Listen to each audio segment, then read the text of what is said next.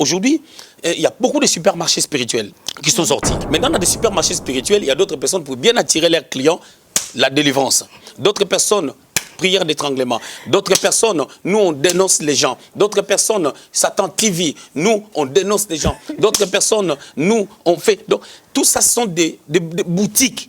Ce sont des supermarchés, ils ont leurs articles et ils font la pub maintenant sur Internet pour que leurs articles soient vendus. Parce que ces choses ne cadrent pas ce que le Christ a dit sur l'Évangile. Exaucé Lungu Coaching. Exaucé Lungu Coaching. Bienvenue sur Exaucé Lungu TV, la chaîne 100% prophétique qui vous procure la vie en Jésus. Bonjour prophète. Bonjour, on est là. Vous allez bien? Grâce sur grâce et toi? Oui, ça va très bien. Alors prophète, aujourd'hui nous voulons parler réseaux sociaux. Ok. Pour commencer, je voulais d'abord vous poser quelques questions. Est-ce que l'Internet est venu révolutionner un peu de réseaux sociaux? Bon, déjà, l'Internet, c'est juste un canal par lequel on arrive à se connecter pour entrer dans les réseaux sociaux. Et par contre, les réseaux sociaux, son impact dans l'Évangile, surtout pour nous, ça nous permet vraiment de pouvoir communiquer avec les mondes. C'est-à-dire, quand je dis les mondes, c'est-à-dire avec des personnes qui ont soif de la parole de Dieu. Et au jour d'aujourd'hui, je dirais que autrefois, lorsque j'ai parti en voyage, par exemple en Afrique, pour passer un message au public, il fallait passer carrément à la télé. Et aujourd'hui, on peut mettre sa caméra, on peut se filmer pour transmettre une pensée de la part du Seigneur. Et ça a vraiment aidé et facilité les choses. Pour l'œuvre de Dieu, bien entendu. Alors, prophète, là, de nos jours, on a tout en ligne. Et on voit, on a des boutiques en ligne. Exactement. Il y a des églises en ligne. Et il y a même des amis en ligne. Il y a des mariages en ligne. Alors, ce phénomène-là, c'est par rapport à quoi? C'est un vent, c'est un mouvement qui est bien. En fait, je dirais déjà, chaque chose qui amène ce qui est bien, ce qui est agréable, peut aussi amener des choses désagréables. Oui. Voilà. Donc, au travers des réseaux sociaux, aujourd'hui, moi, je suis pasteur d'une église, dirigeant d'une église, et je ne vais pas dire que je ferme l'église, je reste dans les réseaux sociaux, je vais continuer à prêcher la parole de Dieu. Beaucoup de personnes, se sont autoproclamés pasteurs parce qu'ils ont la liberté de pouvoir communiquer dans les réseaux sociaux. Tu n'as pas besoin de payer des taxes, tu n'as pas besoin d'être reconnu au niveau de l'État pour prêcher sur les réseaux sociaux. Mais par contre, l'église, d'abord, c'est pas des réseaux sociaux. L'église, c'est d'abord... c'est une entité spirituelle, c'est l'ensemble des personnes qui sont sauvées. Et parce que ces personnes-là sont sauvées, ils doivent bien entendu être dans une plateforme où ils écoutent la parole de Dieu pour leur croissance spirituelle en attendant le retour de Christ. Mais après, on a besoin d'aller plus loin pour communiquer aussi ce que nous avions reçu de la part de Dieu par sa grâce aux autres. Et on a besoin d'utiliser les réseaux sociaux. Voilà. Donc pour vous, si j'ai bien compris, l'église en ligne n'est pas bon, c'est un péché. L'impact de l'église en ligne, c'est lorsque l'église en tant que telle existe. Okay. Existe. Bon, un pasteur, je ne peux pas ignorer bibliquement, on parle des pasteurs itinérants. Il y a des pasteurs qui sont itinérants, qui n'ont pas des églises forcément. C'est les rappels. Moi, je ne vais pas faire une polémique là-dessus. Mais je dirais que ces pasteurs itinérants, ils ont aussi besoin des réseaux sociaux pour communiquer les pensées que le Seigneur place dans leur cœur. Ça, c'est la vision qu'ils ont reçue. Mais parlant de l'église, ça, c'est pas une église. C'est-à-dire, c'est un pasteur qui est itinérant, qui enseigne un groupe de gens qui les suivent de temps en temps ou à chaque fois qu'il est connecté. C'est quelque chose. Mais concernant l'église, c'est d'abord l'ensemble des personnes qui sont sauvées, bien entendu, mais pour leur croissance, depuis les temps de la Bible, ils devaient se réunir à un lieu. Et au-delà de ça, nous pouvons aussi passer par des réseaux sociaux pour communiquer le peu que le Seigneur a placé en nous. Oui, mais prophète, quand vous allez dans des réseaux sociaux, c'est pour prêcher qui? Très bien. Très belle question. Quand nous passons dans les réseaux sociaux, dans mon cas, moi je suis prophète du ministère. Au-delà d'avoir la fonction pastorale au sein de l'Église, je suis prophète du ministère. Donc moi je crois que, parce que nous n'avons pas toujours des prophètes avec nous et qu'un prophète a pour but de pouvoir annoncer des choses à tout le monde, bien entendu. Et je crois qu'à cette dimension des prophètes pour les nations, je parle aux gens concernant les prophétiques. La plupart de mes messages sont prophétiques. Donc je ne parle pas seulement à l'Église, mais je vais au-delà de l'Église par rapport à ma fonction de prophète. Donc, je suis obligé de donner un message. Je prends un exemple bête. Avant la pandémie, le 22 décembre 2019, j'avais déjà commencé à prophétiser sur la pandémie. Et on a vu ces choses s'accomplir. Certainement, il y a eu des gens qui étaient connectés, qui ont entendu ces messages, qui étaient peut-être prêts pour c'est comprendre qu'il y a un vent qui va venir. Est-ce que c'est quel signe que le Seigneur veut nous donner? Donc moi, personnellement, mon message va au-delà. Je peux te donner même un exemple au sein de l'Église. Je dis quelque chose, quelqu'un va croire peut-être que je lui parle directement. Or, moi, je parle au-delà. Au-delà des gens qui sont là. Au-delà, parce qu'il y a plusieurs personnes qui peuvent me suivre par les billets de mon ministère. Parce que nous avons besoin, la Bible déclare dans Éphésiens 2, verset 20, que nous sommes bâtis par les fondements des apôtres et des prophètes. Et Jésus, la pierre angulaire. D'accord, prophète, mais je vais un peu reformuler ma question parce que je n'ai pas vraiment eu ma réponse, en fait. OK. OK. J'ai pas eu la réponse. En fait, moi, je voulais savoir. Par exemple, là, vous avez une église. Quand vous êtes sur Internet, il y a des chrétiens d'autres églises qui vous suivent aussi. Oui. Vous prêchez tous les chrétiens. Et vous ne voyez pas que ça commence à créer un peu un mélange dans la tête des chrétiens parce que tout chrétien, il rentre sur Internet, il écoute n'importe quel pasteur et il reçoit n'importe quelle vision. C'est un peu les désordres. Chaque serviteur de Dieu doit connaître déjà son champ d'action et savoir comment le Seigneur les conduit. D'accord. Moi, au jour d'aujourd'hui, je peux me permettre de dire que ce n'est pas tout le monde qui peut prêcher sur les réseaux sociaux. Ça, c'est vrai. Il faut avoir un message. Il faut amener les gens dans quelque chose qu'ils n'ont pas l'habitude d'avoir. Ça, c'est déjà quelque chose qu'on doit retenir. Mais tu as relevé quelque chose de très bien. Tu as dit, il y a un peu une confusion parce que c'est comme si les gens sont mélangés. Oui. Ici, on leur donne les légumes de l'autre côté, les haricots de l'autre côté, on leur donne des frites. C'est comme s'il y a tout un mélange. Mais ça dépend de l'éducation que chaque chrétien peut avoir. On ne peut pas empêcher des gens, par exemple les membres de mon église, je leur dis, écoutez, il ne faut jamais regarder un autre pasteur prêcher. Mais c'est impossible, c'est difficile. Des fois, tu ouvres le Facebook comme ça, il y a une prédication qui est en train de défiler, ça commence déjà à parler, sans que tu te rendes compte. Mais le problème, c'est quoi? Est-ce qu'un enfant dans une maison doit se réveiller tous les jours, laissant la nourriture de sa mère pour aller manger chez les voisins? Mais il peut arriver aussi que cet enfant-là a un ami en face, il part manger en face. Même s'il a des amis en face, il ne va pas commencer à aller manger là-bas tout le temps. L'enfant sera mélangé. On dirait que cet enfant-là a une malnutrition et cet enfant-là a une mauvaise éducation. C'est-à-dire qu'on doit d'abord se contenter de la nourriture dès la maison et le reste, ce sont des accessoires. Oui, voilà. Prophète, tout dépend de l'équilibre. Ça, c'est très important. Oui, oui. On doit comprendre que les choses, dans la vie, rien n'est facile. La vie ne nous donne pas cadeau. C'est Dieu qui nous donne. Donc, nous devons comprendre que l'équilibre, c'est quelque chose d'important dans la vie de chaque chrétien. Et je ne pense pas qu'une personne non équilibrée peut être bénie. Prophète, sur ça, je vais essayer un peu de donner un exemple parce qu'il y avait quelqu'un qui m'avait appelé, c'est un enfant des pasteurs. Son père est pasteur. Et lui, il suit un pasteur sur Internet. Et son père, à chaque fois qu'il rentre dans la chambre de son fils, il voit son fils en train de suivre un autre pasteur que lui. Et à un moment donné, il a demandé à son fils, mais pourquoi tu suis ces pasteurs-là? Il a dit, j'aime bien ce qu'il dit et je trouve que ça cadre ma vision. C'est comme si c'est son pasteur, c'est là où lui, il se ressource plus au lieu de suivre son père. Alors, le fils, il est finalement parti suivre ces pasteurs-là. Il le suit, il va chez lui et pourtant il a un pasteur. Et le papa, il était vraiment dans cet étonnement-là. Et ça, c'est quelque chose qu'on les retrouve partout. Est-ce que si votre enfant spirituel commence à suivre un autre pasteur comme ça, est-ce que c'est possible? Est-ce que ce genre de choses, c'est vraiment... C'est une très belle question. Oui. Moi, je vais dire une chose. Nous devons comprendre une chose. C'est Jésus qui a sauvé les gens. Oui. Dieu a confié ces personnes aux hommes. Oui. Le Seigneur a donné le ministère aux hommes. Il a dit, étant monté au ciel, il a fait les dons aux hommes. Éphésiens chapitre 4, 10 à 11, on parle du ministère. Nous avons la responsabilité des âmes. Alors, moi je dirais, chaque personne doit savoir là où le Seigneur l'a placé. D'accord. Quand Dieu place quelqu'un à un endroit, il le répète très bien, je ne dis pas que quelqu'un... Moi j'ai déjà dit à mon fils Eric de suivre de temps en temps des messages en anglais. Pourquoi? Parce qu'il a une touche anglaise, il parle anglais, et je n'ai pas voulu qu'il puisse perdre ses feelings. C'est-à-dire, je dis, de temps en temps, il faut suivre des trucs en anglais par rapport à ton anglais, parce que ça ne sera pas bien si tu perds ça. D'accord. Voilà. Donc, c'est pour dire que les problèmes, j'ai parlé de l'équilibre. Quand on manque d'équilibre, on n'aura pas la vision du Père, et on n'aura pas aussi cette vision-là qu'on cherche à avoir.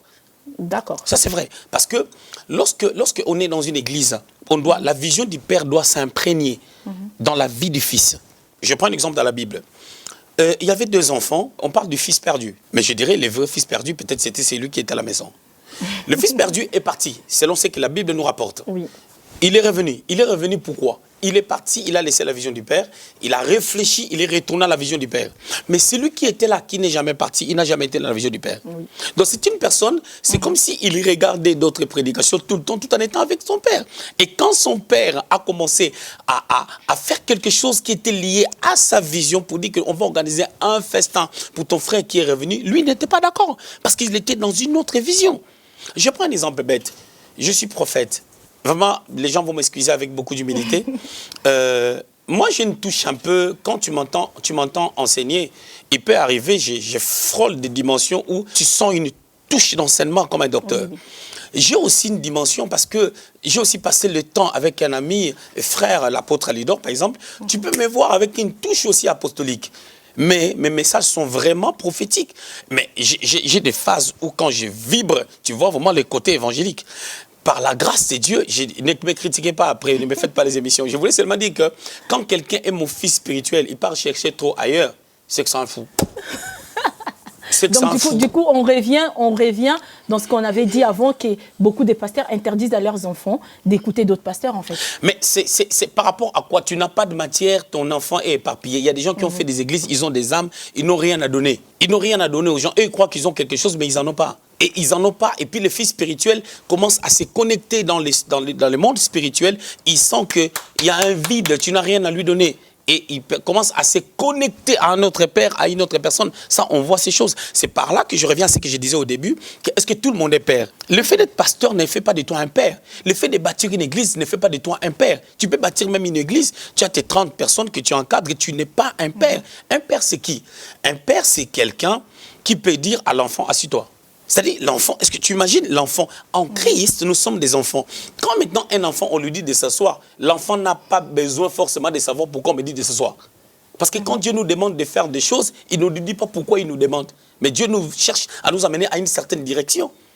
Donc, vous comprenez qu'un père, ce n'est pas n'importe qui. Un père, ce n'est pas quelqu'un qui te doit des explications à tout bout de champ. Un père peut faire quelque chose, peut dire quelque chose qui... Ça ne cadre pas. Moi, je reviens toujours à l'exemple de Jésus. Lazare est malade, il doit prier pour Lazare. Il dit retournons à Judée. C'est contradictoire, mais c'est un père. Il sait ce qu'il est en train de faire. Il arrive des fois que le père aille dans une certaine direction. Lui-même, il ne sait pas. Mais le prophétique sait pourquoi on doit aller dans cette direction. Donc là, je parle vraiment d'un père. Et sachant qu'on peut avoir 100 pasteurs, les pères, ils sont à 4. Oui, prophète, en parlant toujours sur ça, les réseaux sociaux, ça permet aussi de nos jours de dénoncer les mal, en fait. On a vu que les gens, ils ont même peur de faire certaines choses, d'autres choses que les gens faisaient en cachette. Et au jour d'aujourd'hui, dans la tête des gens, ils savent que si je fais ça, on va m'exposer. Ça nous a quand même favorisé de connaître les vrais et le faux, en fait. Belle question, je dirais. Mais moi, je dirais, selon ce que ma Bible m'enseigne, parce que chacun a sa Bible. On n'apprend pas à connaître le bien par le faux. Lorsqu'on veut connaître le bien par le faux, on quittera les jardins d'Éden. Mais si on est dans le faux, on est avec des gens qui sont dans le faux. J'explique. Ça, c'est un principe. On ne peut pas connaître le vrai ou entrer dans le vrai par le faux. C'est un principe qui n'est pas normal. Tu ne peux pas apprendre à quelqu'un la mathématique en lui disant d'abord tout ce qui est faux. Tout ce qui est contre la mathématique, c'est faux, ce sont des principes. Tu sais, le monde aujourd'hui impose des principes qui n'ont pas de sens. Tu vas remarquer même en Europe, hein, il y a des gens qui font des entreprises qui réussissent parce que ces entreprises sont bâties sur le vrai, c'est-à-dire sur les fondements qui sont vrais. Mais nous, on croit peut-être que en prêchant le faux, on peut amener les gens dans le vrai. Ou en dénonçant le faux, on peut amener les gens dans le vrai. Non. Quand tu connais le vrai, tu connaîtras le faux. C'est par le vrai qu'on connaît le faux. Donc, je reviens à dire ceci. Quand on expose des pasteurs ou des chrétiens qui font des bêtises et tout, ces gens-là, ils sont libres de faire ce qu'ils ont à faire. Moi, je ne le ferai pas. Parce que ce n'est pas ça, c'est que j'ai appris dans la parole de Dieu. Et jamais quelqu'un va m'attraper dans le faux parce que Dieu me garde. Ok. Parce que Dieu me garde, parce que j'ai l'assurance d'être sauvé, j'ai l'assurance qu'il y a un Dieu qui nous protège, qui nous empêche d'entrer dans les mal. Quand on s'est confié à l'Éternel, il nous fait du bien. Maintenant, d'autres personnes se sont choisies le plan de pouvoir exposer les gens. C'est leur façon. Tu ne peux pas dire, celui-là, il est démon parce qu'il expose des gens. Moi, je n'ai pas ce genre d'évangile. Chacun fait ce qu'il veut. Mais sauf que moi aussi, dans mon carré, je fais ce que Dieu a placé dans mon cœur pour ne pas dire je fais ce que je veux. Et j'essaye de... Je crois qu'on ne peut pas prêcher le faux on ne peut pas dénoncer pour amener les gens au salut. On crée même des suspicions, pardon. J'ai vu plusieurs personnes pécher au nom des péchés de quelqu'un. Moi, je vis beaucoup. Je prêche depuis près de 25 ans. Je vis des gens, un frère commettre des gaffes. Un frère commet des gaffes. Oui, il a commis une gaffe. Les gens commencent à pécher, mais moi, je vais faire l'impudicité au nom des gaffes de l'ancien. Alléluia. Donc, les frères disent... Mais prophète, quelque part, la Bible nous demande aussi de dénoncer le mal. La Bible nous dit, on a vu que la Bible nous a dit aussi que si, par exemple, quelqu'un fait du mal, on doit l'exposer. Alors, c'est aussi une manière pour eux d'exposer les gens. Attention, tu parles de quel verset? Parce que dans tout le Nouveau Testament, il n'y a pas. Dans tous les nouveaux... Dans la Nouvelle Alliance... dans la Nouvelle Alliance, il n'y a pas. Je vais dire un truc. La Bible dit, moi je te donne maintenant les passages. Paul dit à Timothée, ceux qui pêchent, reprends-le publiquement. Voilà. On parle dans quel contexte? On parle pas des réseaux sociaux. On parle de l'Église. Paul était en prison. Il parle à son fils Timothée qui était pasteur d'église d'Éphèse. Il dit, ceux-là qui pêchent, ok, pour inspirer la crainte de Dieu aux autres, expose-le. C'est-à-dire, tu diras que non, ce frère-là est tombé à l'impudicité, on va le mettre sous discipline, c'est-à-dire qu'il va être suspendu pendant 6 mois. C'est ce que Paul est en train de dire à Timothée. Donc, il ne parle pas des réseaux sociaux. Il ne dit pas que si un frère pêche. Imagine-toi, ces frères-là qui pêchent, on les récupère dans des réseaux sociaux. On dit, le frère Baudouin, il est tombé à l'impudicité dans les réseaux sociaux. Mais ces frères-là vont casser sa carrière éternellement. Pendant qu'il peut se repentir, rebondir et continuer la course. Mais prophète, à l'époque de Paul, il n'y avait pas le coronavirus, il n'y avait pas de réseaux sociaux qu'on a aujourd'hui. Mais aujourd'hui, par rapport au coronavirus, on voit que les églises se passent dans des réseaux. Et on a même interdit, on était passé pendant le confinement, on était tous à la maison. Donc du coup, on était obligé de suivre les réseaux sociaux. Oui. Si on doit exposer cette personne-là, on doit les exposer dans les réseaux sociaux. Vous êtes d'accord avec moi? Parce que c'est là où nous, on reçoit la parole de Dieu. C'est là où nous, on écoute la parole. Moi, je dirais un truc. Hein. On doit les exposer là-bas parce qu'ils prêchent là. Et il y a d'autres personnes qui prêchent même dans les réseaux sociaux. Ils n'ont même pas d'église. Crois-moi, les exposer où? Toutes les personnes qui ne sont là que pour exposer les gens dans les réseaux sociaux, à un moment donné, ils vont s'arrêter parce qu'ils n'auront plus de messages. Ça sera la répétition de la même chose. Ils vont dire, ces frères-là fait ceci, ces frères-là... Donc, il y aura d'autres choses qui vont dire, ça sera vrai, d'autres choses, ça sera fausse, pardon. C'est-à-dire, ce n'est pas l'évangile. Nous devons comprendre déjà, qu'est-ce qu'on va faire dans les réseaux sociaux? On doit apporter quoi? L'évangile. L'évangile, c'est quoi? Romains chapitre 1, versets 2 à 3. Ça va nous donner la réponse. Parce qu'on ne doit pas juger les choses sur base des hypothèses. Romains chapitre 1, le verset 2 à 3, la Bible dit, l'évangile qui avait été promis auparavant de la part de Dieu, par ses prophètes dans les Saintes Écritures, qui concerne son fils né de la postérité de David, selon la chair.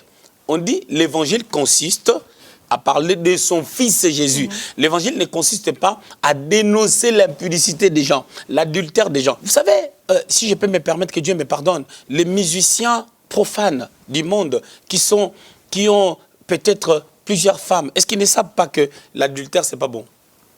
Oui, ils le savent. Ils le savent. Comment tu peux prêcher aux gens des choses qu'ils connaissent? Imagine, toi, tu pars à l'université, tu as déjà une licence en économie. Et puis, on te dit encore, va étudier l'économie. Tu vas dire que non, mais attends, je suis déjà passé par là, je connais. Comment tu peux enseigner à quelqu'un, un rappeur tranquille, qui a sa vie avec ses copines tranquilles, tu l'enseignes encore, tu lui dis encore l'impudicité, c'est mauvais. Pendant que quand il part avec la copine A, il ne dit pas à la copine B, parce qu'il sait qu'il est en train de mal faire. Donc, ce sont des choses qu'il connaît. Mais ramenons les gens maintenant à des choses qu'ils ne connaissent pas. Qu'est-ce qu'ils ne connaissent pas? C'est l'amour de Dieu qui s'est manifesté à la croix. Cet amour, quand ça vient en nous, ça nous change. Ça change notre façon de vivre, ça corrige nos défauts et ça nous amène à pouvoir marcher avec Dieu, malgré les imperfections de nous, les humains. Donc, c'est ce que les gens font, ça sont des boutiques. Les gens font leur boutique pour attirer des gens à les regarder. Aujourd'hui, il y a beaucoup de supermarchés spirituels qui sont sortis. On a beaucoup de supermarchés spirituels et chacun vend. Tu sais, quand tu pars dans les supermarchés, tu pars chez Deleuze, ils ont leurs articles. Tu pars chez Auchan, ils ont leurs articles. Maintenant, dans des supermarchés spirituels, il y a d'autres personnes pour bien attirer leurs clients, la délivrance. D'autres personnes, prière d'étranglement. D'autres personnes, nous, on dénonce les gens. D'autres personnes, Satan TV, nous, on dénonce les gens. D'autres personnes, nous, on fait... Donc, tout ça sont des boutiques Ce sont des supermarchés, ils ont leurs articles et ils font la pub maintenant sur Internet pour que leurs articles soient vendus. Parce que ces choses ne cadrent pas ce que le Christ a dit sur l'évangile. Revenons maintenant à Christ, la pierre de l'angle.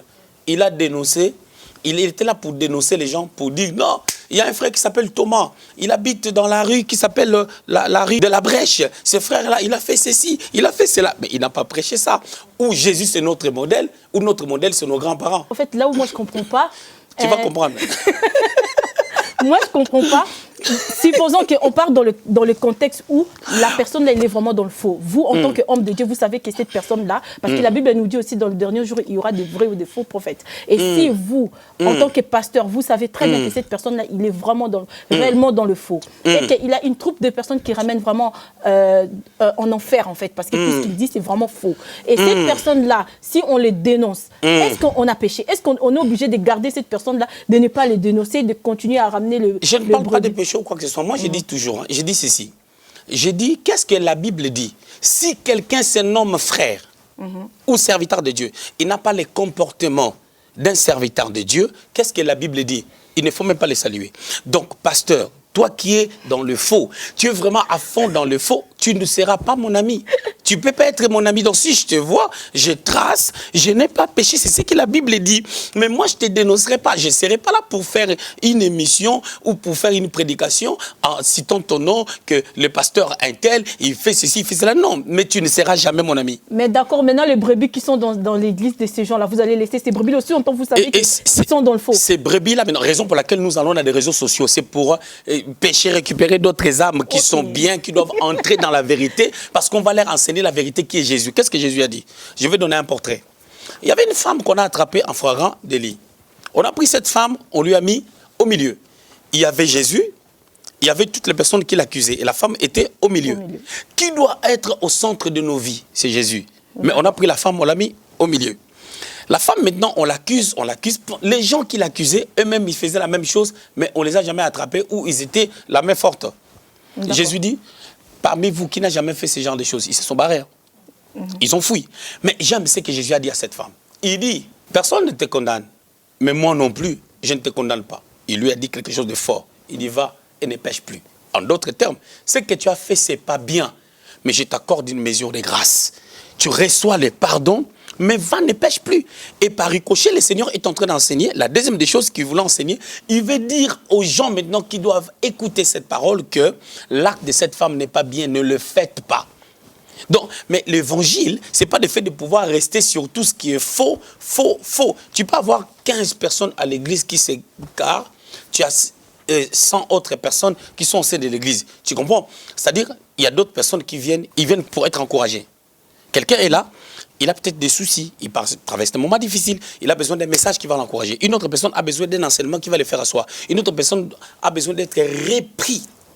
Donc, on doit toujours mettre de l'équilibre dans ça. Et ce n'est pas facile, c'est difficile. Et nous devons faire très, très attention. Ce n'est pas facile, c'est très difficile. C'est pour ça Paul demande même à l'église, il dit, priez pour nous et priez pour tous les saints. Et, prophète, maintenant, je voulais savoir, le mariage en ligne, comment vous trouvez ça? Que l'une de vos filles ramène quelqu'un, mais en ligne? Parce qu'on voit, il y a même des réseaux où il y a des célibataires, il y a des rencontres en ligne. Parce que, et on voit certains couples qui sont mariés comme ça et ça tient. Et selon vous, en tant que pasteur, quel est votre avis par rapport à ça? Très bonne question. Déjà, il y a des sites de rencontres où les gens se rencontrent pour créer des relations qui vont les amener à se marier et tout. J'ai dit, c'est des bêtises. Des signes de rencontres là, c'est-à-dire que tu t'inscris dans un site de rencontre, excusez-moi la tautologie, afin de rencontrer quelqu'un parce que tu es seul, parce que tu manques de mari ou de femme. Mais vous voulez que je dise que c'est un péché ou c'est une connerie? Je dis seulement que ça ne cadre pas la parole de Dieu. Mais je vais dire encore une chose. Si maintenant tu as un enfant qui commence à fumer la cigarette à 18 ans, tu le croises, il fume la cigarette, qu'est-ce que tu fais? Tu les chasses de la maison? Ou tu dois parler avec? Mais prophète, alors c'est ce qu'il faut faire. C'est-à-dire quand les gens sont dans ce genre de choses, on doit les enseigner. On doit les enseigner une chose. On commence par leur dire, quelle est la première femme que la Bible nous explique noir sur blanc qui a été prise en mariage? On l'a draguée. Je sais qui? C'est la femme d'Isaac, Rebecca. Rebecca était dans sa maison tranquille. On a envoyé Eliezer de Damas pour le draguer. Pour le draguer, a fait qu'il devienne la femme d'Isaac. Sachant que Rebecca n'était pas ignorante de qui était Isaac. Donc Isaac, c'est un prince, parce qu'Abraham est un patriarche, un roi, un prêtre. C'est-à-dire, Rebecca savait de qui on parle.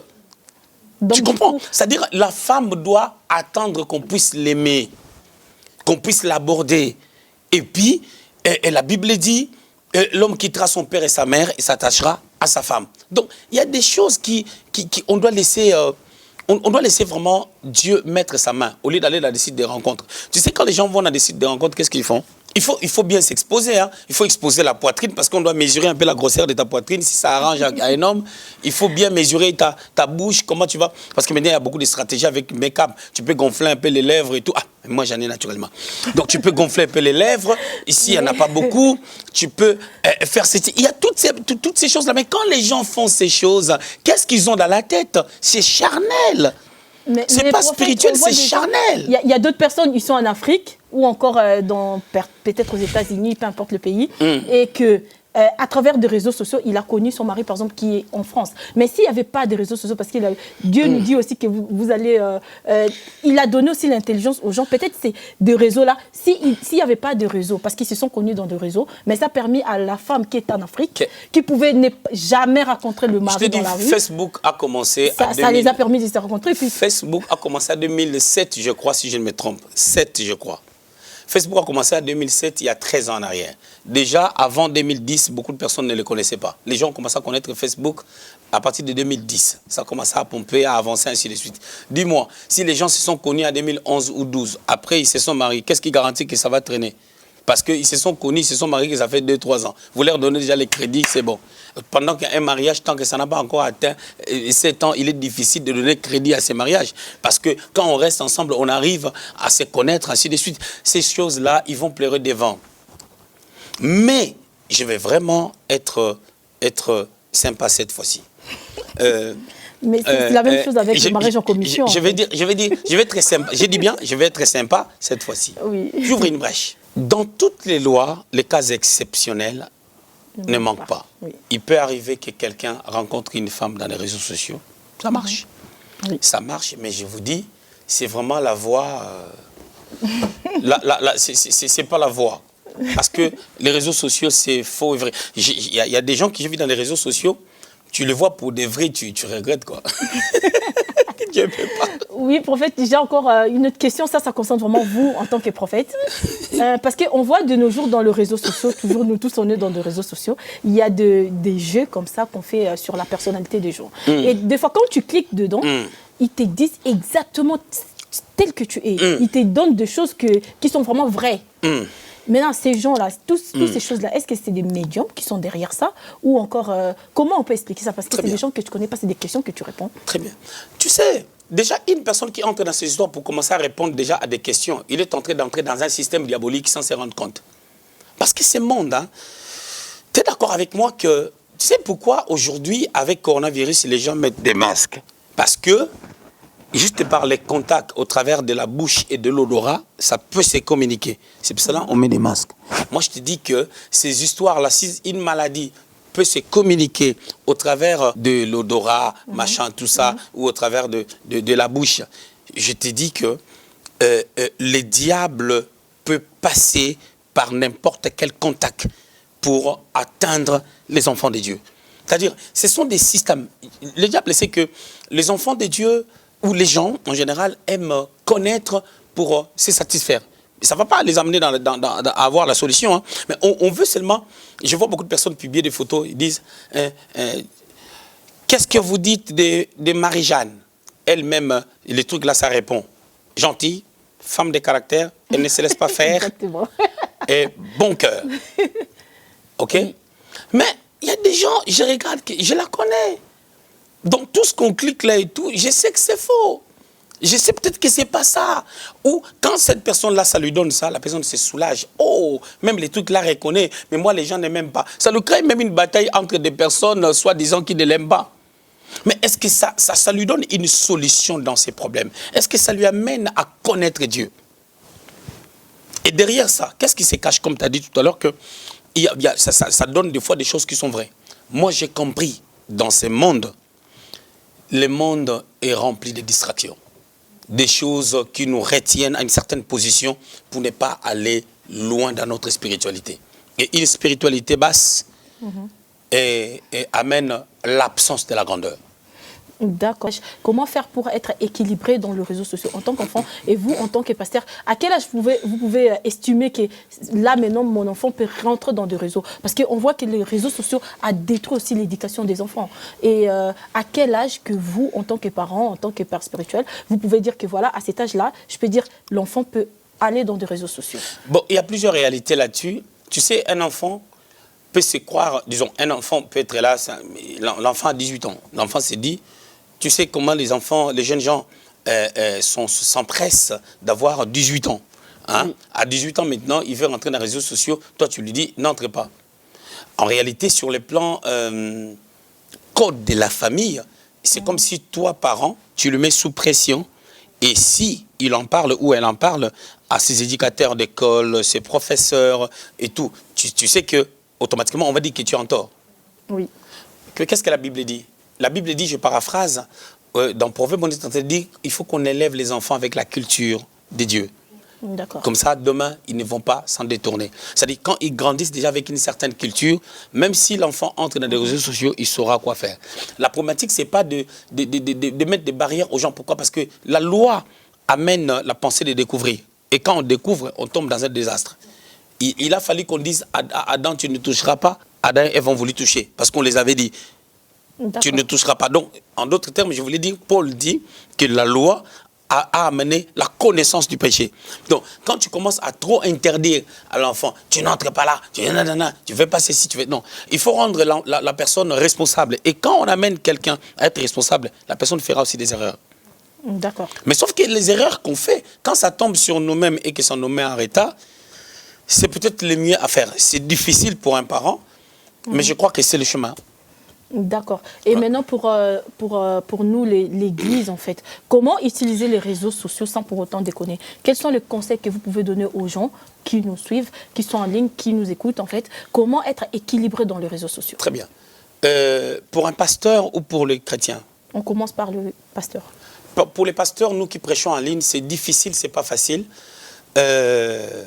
Moi, personnellement, on peut voir, oh, prophète exaucé, vous verrez nos cultes en ligne, lorsqu'on finit de prêcher, on coupe.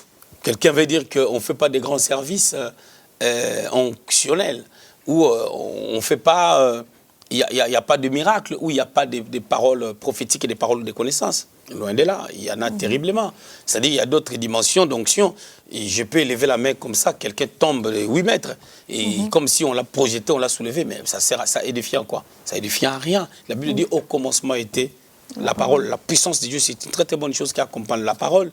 Mais la deuxième des choses que j'aimerais dire, il y a des aléas du direct. Lorsque nous prêchons live, c'est difficile. C'est difficile parce qu'il y a des choses qui doivent rester internes, il y a des choses qui doivent ne pas être exposées, ainsi de suite. On est des fois emporté par ces vents. Ou il y a des aléas du direct, il y a d'autres choses qui ne concernent que l'Église, ça ne concerne pas tout le monde. Bon, c'est-à-dire nous les pasteurs, on a beaucoup d'études à faire là-dessus. Revenir sur, réfléchir, qu'est-ce qu'il faut faire, comment faire pour améliorer et tout. C'est-à-dire, moi je ne suis pas arrivé, je me cherche, jusqu'aujourd'hui, je réfléchis, qu'est-ce qu'il faut enlever, qu'est-ce qu'il ne faut pas enlever. C'est-à-dire tous les jours, on essaie de se battre comme ça. Si les gens nous prient aussi pour nous, ça sera une très très bonne chose. Concernant maintenant les chrétiens, les enfants des dieux, je dirais, il faut être équilibré. Si on passe par des règles, règle numéro 1, ne fais pas ça. 2, fais ça. 3, ça ne fait pas. C'est trop, c'est exagéré parce qu'en réalité, dans la croissance spirituelle, tout le monde n'a pas besoin de la même chose, mais tout le monde a besoin de Jésus. Et Jésus est comme l'agneau là qu'on devait manger en Égypte. Chaque personne, ceux-là qui ont mangé l'épaule n'ont pas mangé la cuisse. Mais tous, ils ont mangé l'agneau, mais chacun a mangé un morceau qui ne correspondait pas à l'autre. Ça n'avait peut-être pas les mêmes goûts. Donc je dirais, mon besoin spirituel n'est pas le besoin de quelqu'un d'autre. Chacun doit regarder son besoin. C'est pour cela que j'ai dit, ça demande beaucoup d'intelligence vraiment pour avoir une spiritualité élevée. Mais pour le monde entier, ceux-là qui ne sont pas sauvés, les réseaux sociaux, chrétiens ou pas, quand tu n'es pas équilibré, ça peut détruire les enfants. Ce que la maman fait dans les réseaux, les enfants feront la même chose. Tu voudras la conseiller, tu voudras les conseiller, il ne voudra pas parce que l'enfant là a été dans ton école, parce que tu t'es méconduit dans les réseaux sociaux. Tu insultes les gens, tu fais tout ce qui est désastreux et les enfants vont suivre la même chose, le même penchant. Voilà. Merci beaucoup, prophète. Nous sommes vraiment à la fin de notre émission. Ouais, ça a été vite, mais très bien. Alors, merci tout le monde. J'espère qu'on a tous compris. Chacun de nous doit prendre conscience de faire le bon usage de ce que tu utilises de réseaux sociaux, comment l'utiliser, qu'est-ce que je peux regarder, qu'est-ce que je ne peux pas regarder en tant qu'enfant de Dieu. On est vraiment à la fin de notre émission et je voulais remercier aussi notre régie. Ils font un service extraordinaire. Je remercie tous les gens qui sont derrière le caméra et je remercie le prophète aussi. Et je te remercie aussi, que Dieu te bénisse. Merci, parce que vous êtes toujours là à répondre à nos questions. On est là, malgré les multiples occupations, mais on est là. Oui, merci, que Dieu vous protège encore. Amen. Et sur ça, je vous dis à très bientôt. C'était Exaucé Lungu Coaching. Exaucé Lungu Coaching.